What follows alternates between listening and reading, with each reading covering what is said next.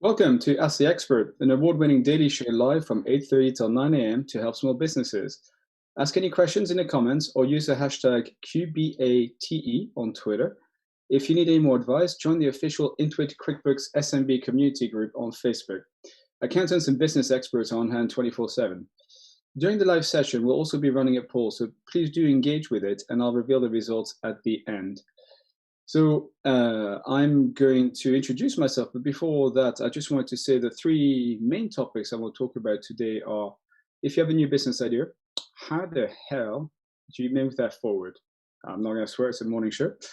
How do you move it forward if you don't have a technologist in the business? I also want to talk about briefly some SMEs who are winning through this COVID crisis. I think that could be interesting learning, some of the pivots that they've done.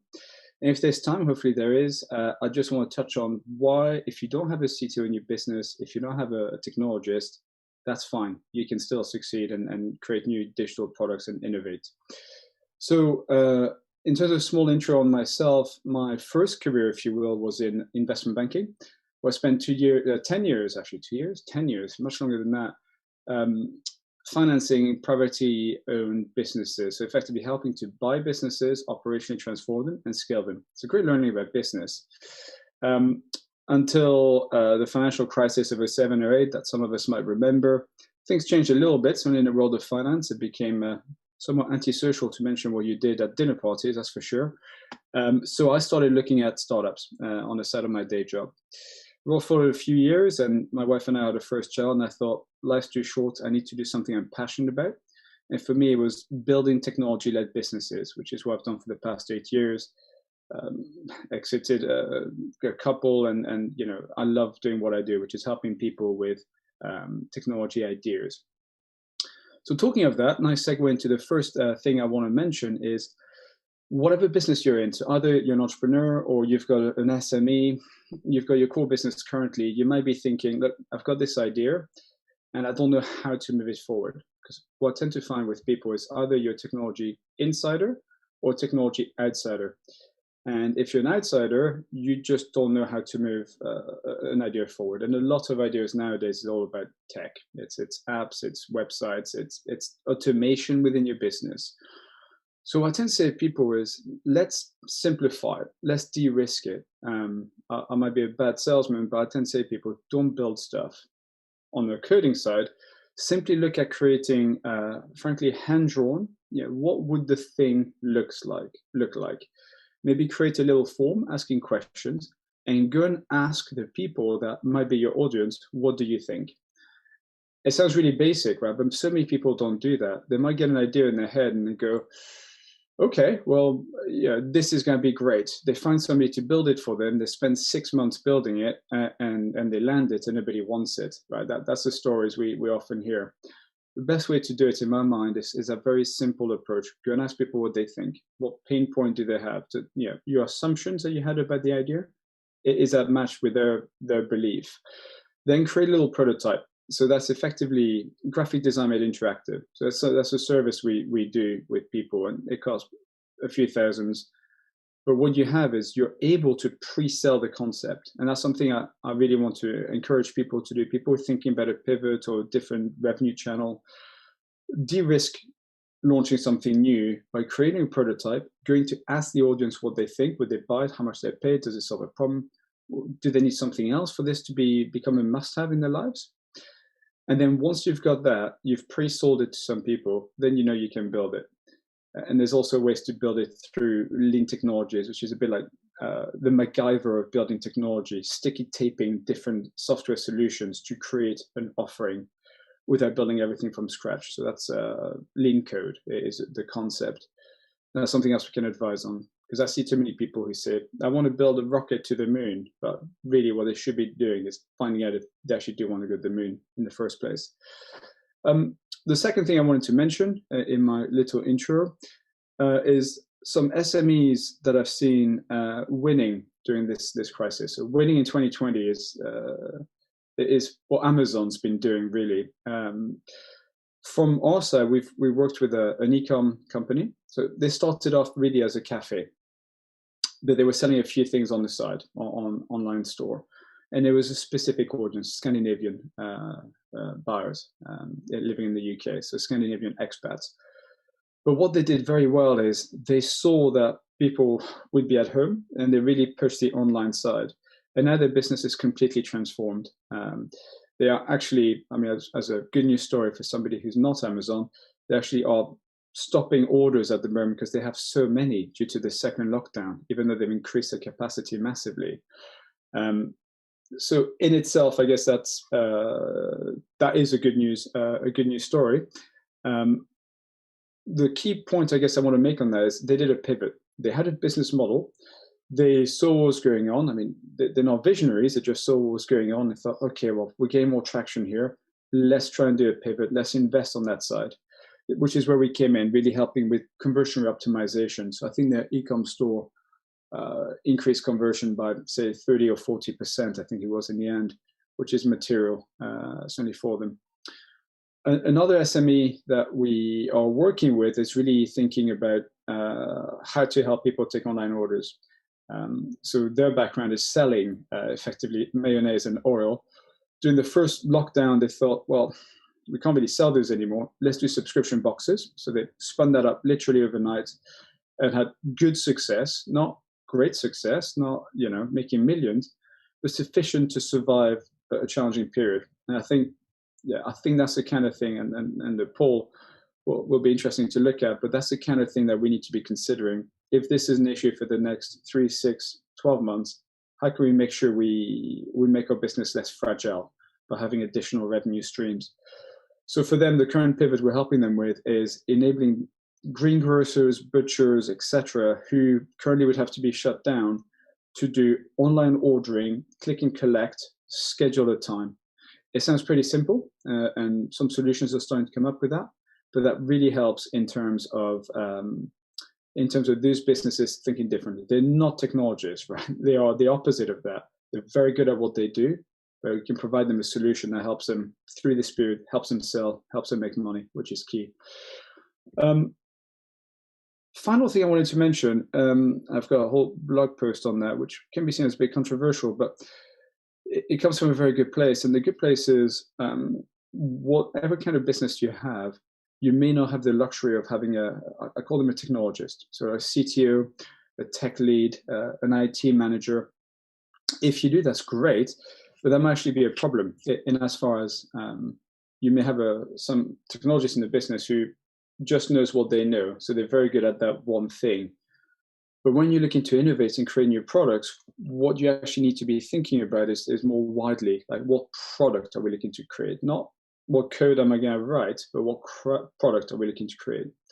So as I talked about at the start with this, creating new business ideas by doing prototypes and user testing, it's not about the coding side. So if you're looking to innovate, I guess what I want to say is the good news is you don't need to have a technologist in the business. You don't need to be a technology insider. I think what you really need is to understand your audience, your business, to understand what pain point they're having. And you probably see this on a day-to-day basis when you're talking to your customers. There's probably something that you thought, oh, if we could do that, that'd be good. And I guess this is what we do a lot of. It's that, what's the other possible? You have a pain point, you have an issue. What's the also possible with technology? I'm not a coder myself at all. I do a lot about user experience strategy, commercialization. I have a team of people who do the coding, but I always like to think with customers and partners, what's the pain point we're solving? Who are the users? How do we help them help themselves? So that's what we do. The more the product side, bring a team of experts to you, and then it's really a question of executing a plan. So we've done the prototype, we've done user testing, validation. We know this is going to work because we've pre-sold it.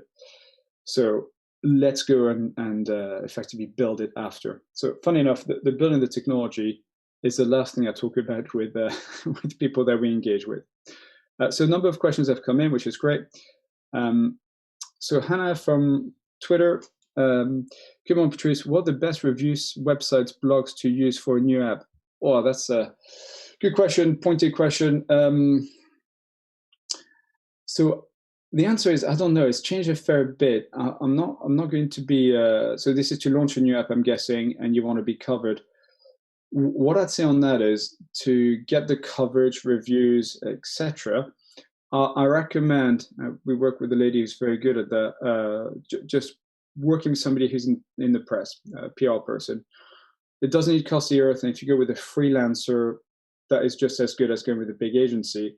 And the reason I'm not avoiding the question, I'm saying more actually, it's quite specific to what your app does. It's quite specific to what the audience is. Because being covered, and I've been covered in the Times, the Guardian, things like that, that's great. And what you see is a tiny little tick up of interest. Being covered in the Huffington Post or something online can create a higher level of interest. But being covered in the press that your audience reads can create a higher level of interest. To me, press is more about the credibility side, and it's a useful thing to have, featured in XYZ. But I find it best to look at other strategies, which I can expand on, like working with strategic partners or gatekeepers that have got a big audience, to actually get the distribution of the app going. I don't know if that answers your question, Hannah. Hopefully it does. I'm happy to follow up after. Second question, Lawrence from Facebook. I'm launching an app in 3 markets in a few months. Any advice around launch strategies would be much appreciated. Key goal is to get as many downloads as possible. Yes, I know that one. Also to get signups to our email list pre-launch. It's in the wellness sector. Good question, Lawrence. And despite working as a sort of tech partner and product partner, we're not theorists. What we do is launch apps, launch businesses, and that's a key differential. And if you don't have the distribution, the launch strategy, all you've done is create a beautiful little bit of tech that nobody's going to see. So we really don't want that. What I'd suggest is kind of my key hack, if you will, growth hacking, key hack. It is actually, so I don't know exactly what it does. I'm going to speak general terms, is try and find in the specific markets you're looking at, strategic partners already have an audience. Now, this may or may not work for you, but to me, that's always step one. So who is currently in that market, for whom you are solving a pain point, or for whom they've got an audience of 10, 50, 100,000, for whom you can do a deal with. Now, things are changing slightly in terms of attribution, but what you can do is, whoever they are, you can give them like a special code. And if people download your app through this code, you're able to attribute. So strategic partner 1 led to this download there. This download led to a subscriber, so you're actually making money. So we can reward strategic partner 1 with some money. Because I see a lot of people just going crazy, Facebook campaign, Instagram, AdWords, which is lovely. But to me, that's a secondary strategy. Strategy 1 is working with people who already have a reach and an audience. And with that, you're really going to get, hopefully, some early adopters. If you do the app correctly, you can get some virality, which is definitely not a word, but well, it means something else. But I think you know what I mean, which is, I think it's K factor. So it's things that get effectively referred to other people. And that's a big component I encourage you to look at. So 2 things. One is, how easy is it to onboard people to maximize how often they come back to the app? And how easy is it to recommend people? If you look at Uber, what I was talking about is exactly what they did, except they made it individual. So as a user, I got £10 for signing up, I think initially.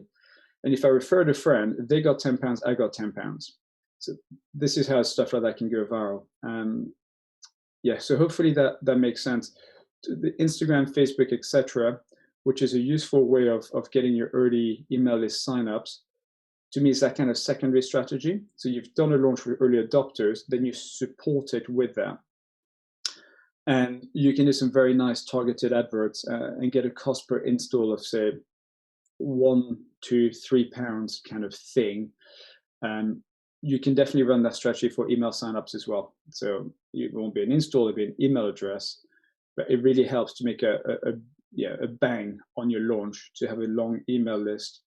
And I can't remember the name, Lawrence, you have to look it up, but there's some software you can use to do what I just talked about with Uber, which is encourage people to refer a friend to get early access, so create a little bit of scarcity. But I'll stop there on that, but hopefully that's useful. Let me know if you want to talk more about it. Naomi from Twitter, what was the light bulb moment when you left your job and embarked on your entrepreneurial career? I've been procrastinating on my plans and would love to know how you came about making that leap of faith. Great question, Naomi. And if you're asking that question, I think you're halfway through the door already in a good way. So for me, so I was doing pretty hardcore investment banking type things, so long hours, and it wasn't great. After the crisis, financial crisis, things became quite challenging. It wasn't a great environment to be in. Actually, for me, it was a positive thing where I started playing around with the with entrepreneurship. So I created a range of polo shirts of a fashion brand, featured in the Times, started selling stuff. It was really addictive. It was a buzz. It was fun. So I guess what I'm saying is I tried the entrepreneurship before I bought it, because leaving a paid job is dangerous if you don't have that plan. And I did that literally for 3 years until we had our first child. For me, it was one of those, if I don't do this now, I'll never do it. I won't see them grow up. We moved out of London, moved in with my in-laws, cut all costs, minimize all risks. So it was all about de-risking the transition. And you probably have a lifestyle wherever you live. You've got friends, you've got all this sort of life around you. And I want to encourage you to do, maybe post-COVID, is maybe look at how can you cut your costs? Can you move to a faraway country for a year whilst you're working on an idea on your business, on your thing? You may not want to do that, but it's a way of doing it. Cut all your costs, move to Indonesia, and live on $1,000 a month. It makes it so much easier to give yourself the best chance possible to do your entrepreneur journey. And I know lots of people who've done that, who are doing that right now. They're traveling around the world. I mean, some of them haven't come back in 8 years. So hopefully that answers your question, Naomi. Barbara from Instagram Stories, how do you build true fans for an app?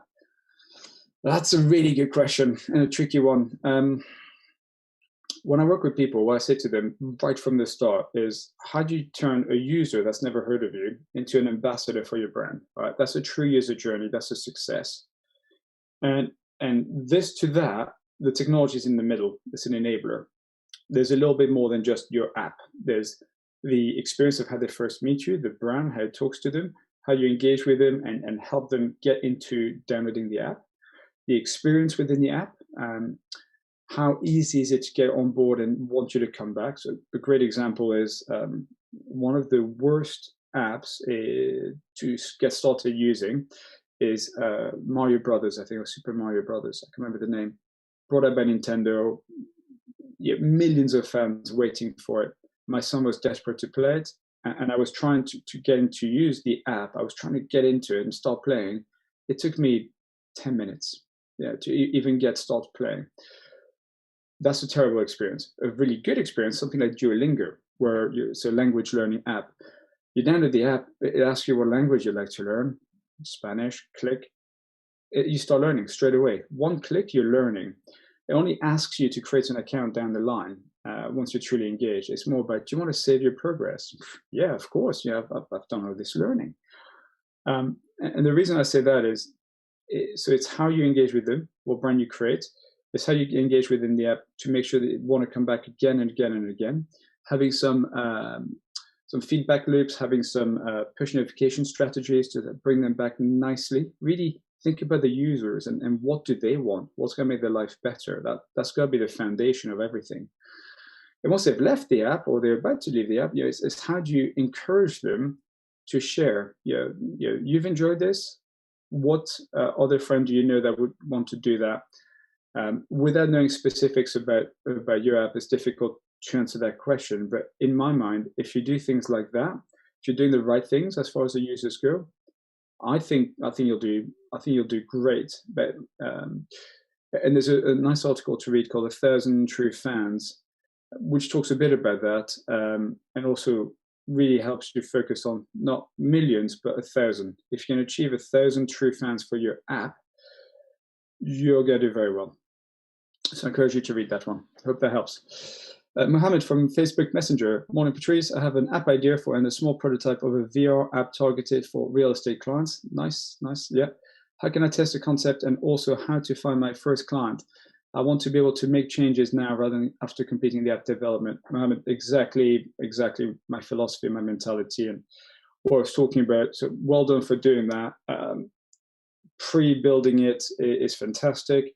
How do you find your first client? What I'd say, funny enough, we are playing around with real estate, a couple of real estate concepts at the moment.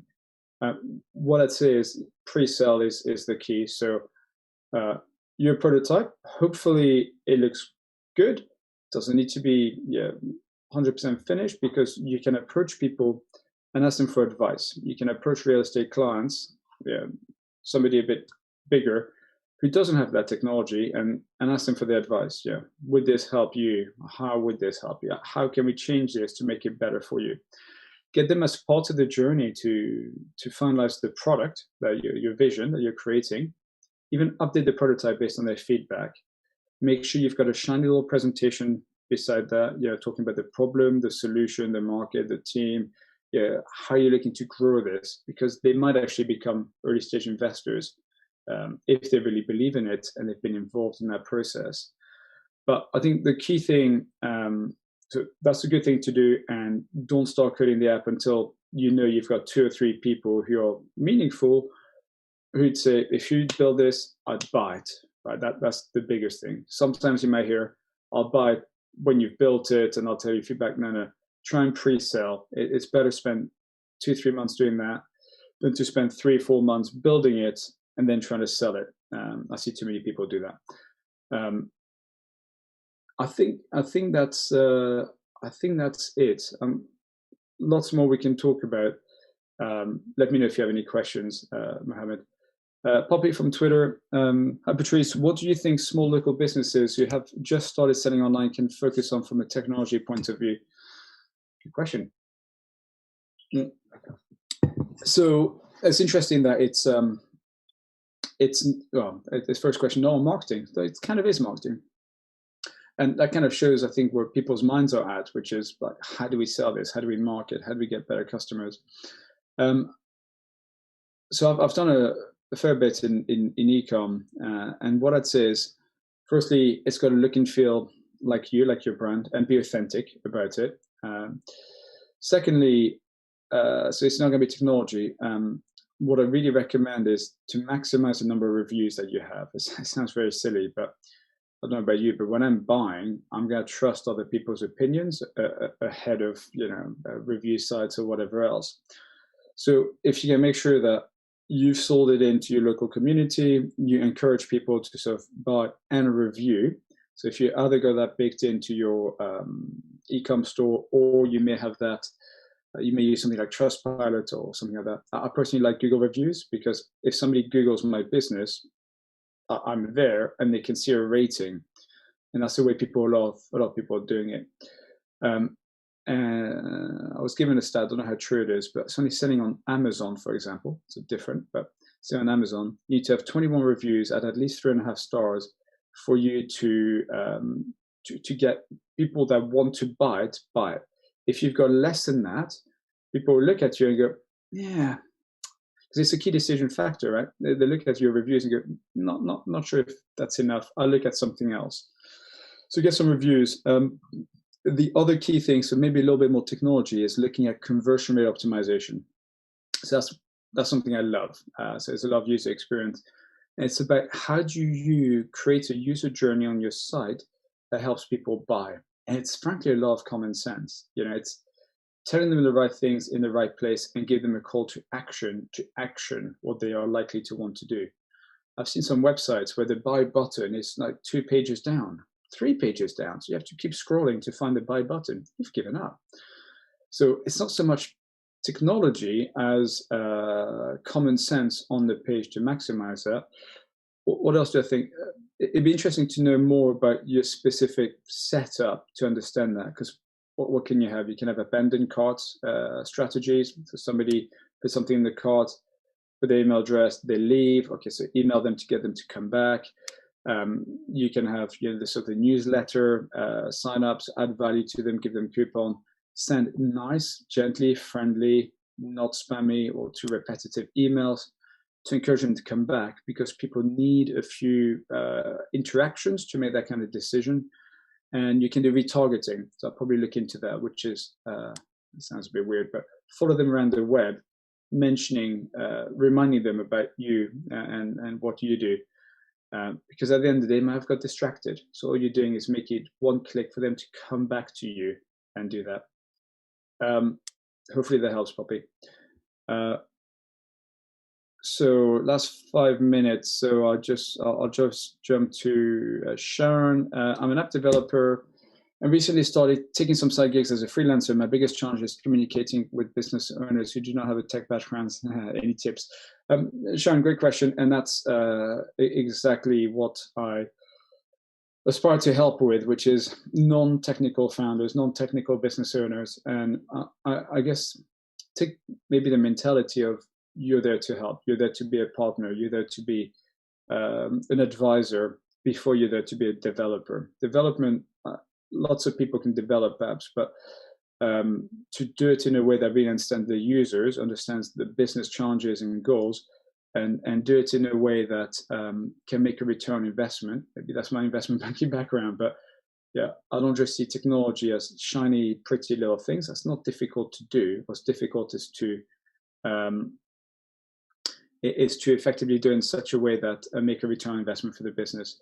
So I'll really start with not dumbing it down, but talking about that specifically. And I'm trying to think how else to help. Maybe focus them more on the design, right? So the prototyping, because that's the bit that people will understand. Bring their vision to life. Last question. We may not have time. Alexandra, do you have any good backlinking websites to use when launching a new app? The answer is no on that. But good question. I don't. It's not something I do specifically, so I can't help. I'm afraid. Okay, so poor results. Is your business prepared to survive the second lockdown? 60% of you said yes. 40% of you said no. Well, that's positive that most of you said yes. But obviously negative that 40% of you are thinking about that. So I'm sorry to hear about that for the 40%. My suggestion, it's something I started back in March, because first lockdown was bad for my business, is to really focus on, it's going to sound silly, but cut costs aggressively now. Aggressively try and 10x your pipeline, aggressively. I've used LinkedIn this year and it's really helped me tremendously. Really, really push this out, because there's no point waiting for a solution. Yes, vaccine, whatever else might help, but it's much better to re-engineer your business as it is, and do that sooner rather than later, to make sure that you're not fragile. I think there's a book called Anti-Fragile, which is quite good, that sort of talks about your business not being fragile. This is a systemic shock and risk. We need to adapt quickly. If we don't, won't be in a good state. If you've already done the bounce back loan, that won't be available. So you need to aggressively look at that for the 40%. Because I think about thinking differently. I think about the art of the possible and new opportunities, revenue channels. There's a way to do this and leverage your expertise to make more money. Okay, so I'm going to start wrapping this up. So any questions, get in touch with QuickBooks support team on Facebook, or you can reach out to me on LinkedIn. Search for Patrice Archer. There's not many Patrice Archers who are male anyway. Coming up on Ask the Expert tomorrow is Ariana, who's the managing director of Majors Account, a QuickBooks Pro Advisor accountancy firm.